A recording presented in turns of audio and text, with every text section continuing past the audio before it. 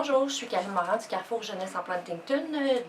C'est ça, je suis ici aujourd'hui pour vous parler d'un projet qui s'appelle la Coopérative Jeunesse de Service. Avant de vous parler de ce projet-là, je vais vous expliquer un peu les services du Carrefour Jeunesse Emploi. Le Carrefour existe depuis 1997, ici sur le territoire du Haut-Saint-Laurent. On s'adresse aux jeunes de 16 à 35 ans qui ont besoin d'un coup de main pour de la recherche d'emploi ou le retour aux études.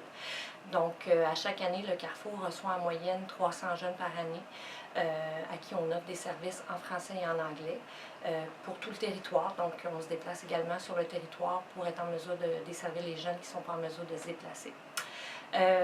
Ce matin, je suis ici particulièrement pour vous parler du projet de coopérative Jeunesse de Service qui existe également depuis, lui, c'est 1998. Donc, dans le fond, ce projet-là, c'est un projet qui s'adresse aux jeunes de 12 à 17 ans et qui permet à une quinzaine de jeunes à chaque été d'avoir une première expérience de travail sur le territoire ici du Haut-Saint-Laurent. En fait, les jeunes se rencontrent à partir de la fin juin, puis à ce moment-là, ils se créent une petite entreprise pour répondre aux besoins de la population. Les besoins sont en lien avec du gardiennage, ça peut être de la tonte de gazon, des choses comme ça. Donc, les jeunes discutent ensemble des services qu'ils vont offrir, des coûts associés à ce service-là.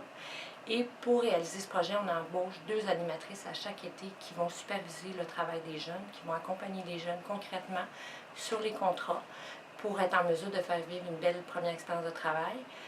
Développer un sentiment d'appartenance, c'est sûr, au niveau de la région. Certains jeunes découvrent des choses qui existent dans la région, apprennent à se connaître à travers ce projet-là. C'est un projet qui n'est pas financé par les services d'Emploi Québec, parce que nous, les services d'Emploi Québec, ça s'adresse à partir de 16 ans.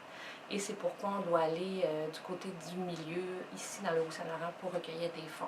Donc, on a de l'aide au niveau des animateurs, donc pour payer le salaire des animateurs, mais on a toujours un manque à gagner à chaque année. Donc, c'est pour ça qu'on a décidé de déposer dans le cadre du Fonds de développement du territoire, parce qu'on pense que ce projet-là permet, via l'embauche de 2 étudiants chaque été, de faire de la rétention au niveau des jeunes dans la région. Ce sont des jeunes qui travaillent ici dans la région, qui des fois étudient à l'extérieur, mais on veut garder nos jeunes. Donc, je pense qu'à ce niveau-là, on fait un effort par rapport aux objectifs du projet Place aux jeunes.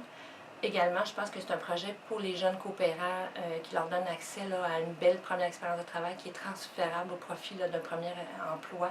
Par la suite, on a eu quelques commentaires par des employeurs de la région, que ce soit, pour ne pas les nommer, mais le IGA, la pharmacie Uniprix, qui nous disent que quand ils voient ça dans un CV, habituellement, ils sont beaucoup plus enclins à rencontrer les jeunes parce qu'ils voient que les jeunes ont passé de l'été à essayer de développer des compétences puis à travailler. Donc, c'est ça. C'est un projet, je pense, qui est important dans le milieu.